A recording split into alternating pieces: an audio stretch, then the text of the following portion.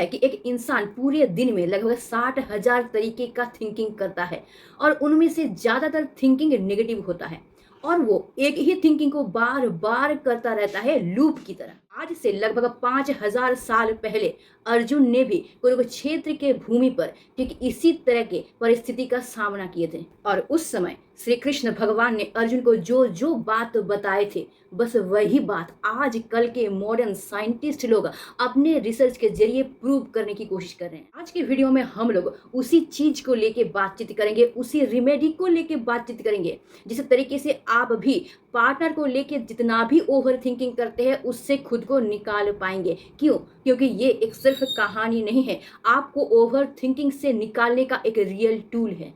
इसलिए वीडियो को शुरू से अंत तक देखना, अच्छी तरीके से समझने की कोशिश करना, ध्यान देके सुनने की कोशिश करना, तब जाके आपका प्रॉब्लम 100% सॉल्व हो जाएगा। थोड़ा सा आंख बंद करके इमेजिन करने की कोशिश कीजिए तो कि अर्जुन कुरुक्षेत्र के युद्ध के समीप खड़ा है, हाथ में धनुष लेके, और वो देख रहा है ये क्या, मेरे सामने जो भी खड़े हैं ये सारे मेरे सगे भाई हैं। और अचानक से अर्जुन को पता नहीं क्या होता है, उसके हाथ कांपने लगते हैं, उसका धनुष हाथ से गिर के भूमि में गिर जाता है। ये क्या है? हाँ, इसी को मॉडर्न साइंस में पैनिक अटैक कहते हैं, यानी कि ओवर थिंकिंग का आखिरी दौर। और ये क्यों हुआ पता है? क्योंकि उस मोमेंट पे अर्जुन एक साथ बहुत सारा थिंकिंग कर रहे थे। इस युद्ध को लड़के होगा क्या जब मेरे अपने ही मेरे हाथों मारे जाएंगे? इस युद्ध के बाद क्या रिजल्ट होगा? या फिर इस युद्ध के अंत होने के बाद लोग मेरे बारे में क्या क्या कहेंगे? इस जगह पे एक मजे की बात नोटिस किए हैं, अर्जुन कोई साधारण व्यक्ति नहीं थे, वो उस समय का सबसे बड़ा योद्धा थे।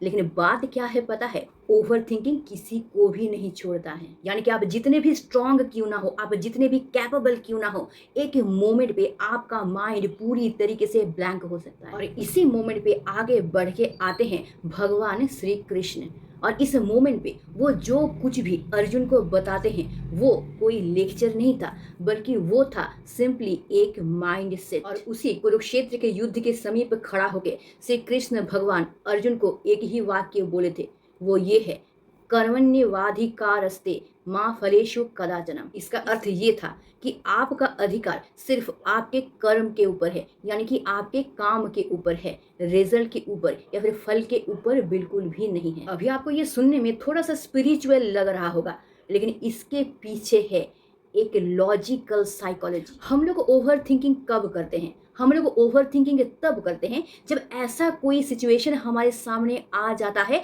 जो कि हमारे हाथ में बिल्कुल भी नहीं होता। जैसे कि अगर आप कोई इंटरव्यू देने जाते हैं तो आपके हाथ में क्या क्या रहता है?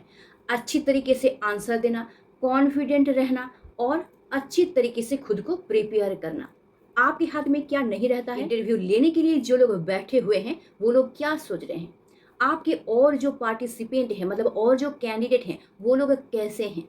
या फिर ये काम आपका होगा भी या नहीं होगा? और हम लोग किस चीज के बारे में सोचते हैं पता है? जो कि हमारे हाथ में नहीं होता है उसके बारे में। और यही चीज, यही थिंकिंग हमारे ब्रेन को एक लूप के अंदर फंसा देता है, एक ऐसा लूप जिसका कोई भी सॉल्यूशन, कोई भी आंसर हमारे पास होता ही नहीं है, क्योंकि हमारा ब्रेन एक ऐसे चीज के खोज में चला जाता है जिसका कोई अंत ही नहीं है, जिसका कोई प्रॉपर सॉल्यूशन ही नहीं है। श्री कृष्ण ने जो बोला था वो ये है कि तुम्हारा पूरा का पूरा एनर्जी दो तुम्हारे एक्शन के ऊपर, रिजल्ट के ऊपर नहीं, क्योंकि एक्शन ही सिर्फ और सिर्फ तुम्हारे कंट्रोल में है, रिजल्ट नहीं। अब सवाल ये आता है कि किस तरीके से हम लोग इससे निकल सकते हैं। तो आज मैं एक सिंपल एक्सरसाइज आप लोगों को बताने वाली हूँ। जब भी आपके दिमाग में कोई सवाल बार बार घूमता रहेगा ना, तो एक जगह पे शांत होकर बैठ के एक डायरी लीजिएगा और उसका 2 कॉलम बनाइएगा। एक कॉलम में आप वो लिखिएगा जो कि आपके कंट्रोल में है, और दूसरे कॉलम में उन सब चीज को लिखिएगा जो कि आपके कंट्रोल में बिल्कुल भी नहीं है। जैसे कि सोचिए कि आपके ऑफिस में आपको एक प्रेजेंटेशन बना के देना है, तो इस मोमेंट पे आपके हाथ में क्या क्या है? आपके प्रेजेंटेशन को अच्छी तरीके से तैयार करना, हर एक पॉइंट को अच्छी तरीके से समझाने की कोशिश करना और ये कॉन्फिडेंट बॉडी लैंग्वेज शेयर करना। आपके कंट्रोल में क्या क्या नहीं है कि आपका बात सुन के या फिर आपका प्रेजेंटेशन देख के बॉस का रिएक्शन क्या होगा, या फिर आपके बारे में आपके कलीग क्या कहेंगे, एटसेट्रा एटसेट्रा। जब आप इस चीज को बना लेंगे और उसको आप विजुअली देखेंगे तो आपके माइंड को एक क्लियरेंस मिलेगा। क्या ना, ओ अच्छा, तब तो ये चीज मेरे हाथ में है और मुझे इन इन चीजों पे ही काम करना है और बाकी का चीज तो मेरे हाथ में है ही नहीं, तो इसको लेके सोचने से कोई फायदा नहीं है, इसको जाने देते हैं। और आपका यही रियलाइजेशन धीरे धीरे आपके ओवर थिंकिंग को कम करता जाएगा। श्री कृष्ण भगवान ने और एक चीज बोले थे, योगस्थ कुरु कर्माणि, यानी कि हमेशा समानता रख के काम किया करो।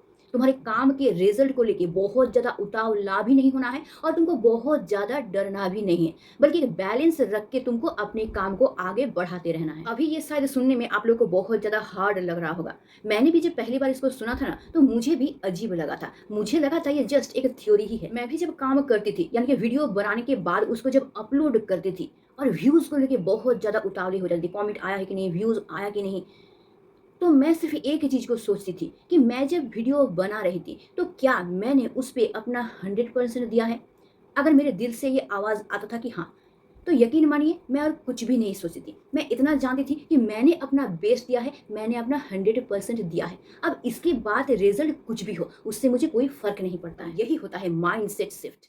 एक बात हमेशा याद रखिएगा कि ओवर थिंकिंग करने का मतलब ही ये नहीं है कि आप बहुत ज़्यादा वीक हैं, बल्कि ओवर थिंकिंग करने का मतलब ये है कि आपका ब्रेन आपको प्रोटेक्ट करने की कोशिश कर रही है, लेकिन गलत रास्ते के जरिए। आपका ब्रेन ये सोचता है कि अगर हम हर एक पॉसिबिलिटी को लेके काम करेंगे तो शायद रिजल्ट उतना नहीं मिलेगा, लेकिन वास्तव में ऐसा नहीं होता है, बल्कि इसका उल्टा ही होता है। ये चीज ना आपके दिमाग को एक तरीके से पैरालाइज्ड कर देता है, आपको सही एक्शन लेने से रोक देता है। तो आज से करीब 5000 साल पहले श्री कृष्ण भगवान ने ही यही संदेश अर्जुन को दिए थे कि तुम्हारे हाथ में जो भी है उसमें तुम 100% अपना एफोर्ट लगा दो और बाकी छोड़ दो।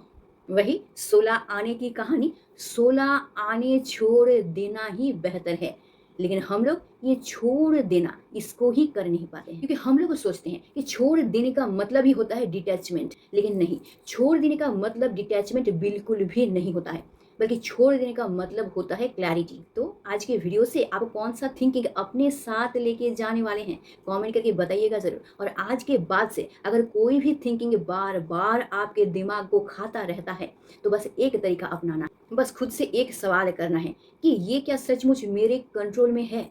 अगर अंदर से आवाज आता है ना, तो बस छोड़ दीजिए इसको। अगर अंदर से आवाज आता है हाँ, तो अपना फुल एफर्ट लगा दीजिए इसमें, अपना 100% लगा दीजिए इसमें, उसके बाद देखिए कमाल। हाँ पता है ये एक दिन में नहीं होगा, लेकिन प्रैक्टिस मेक मैन परफेक्ट। तो बार बार अगर प्रैक्टिस करते रहेंगे तो एक दिन ये आपके लिए इतना ज़्यादा आसान हो जाएगा कि आपको ही लगने लगेगा कि मेरा लाइफ तो बहुत ज़्यादा मैनेजेबल है, मैं तो अपनी लाइफ को बहुत अच्छे तरीके से हैंडल कर पा रही हूँ और खुशी से अपनी लाइफ को जी पा रहा हूँ।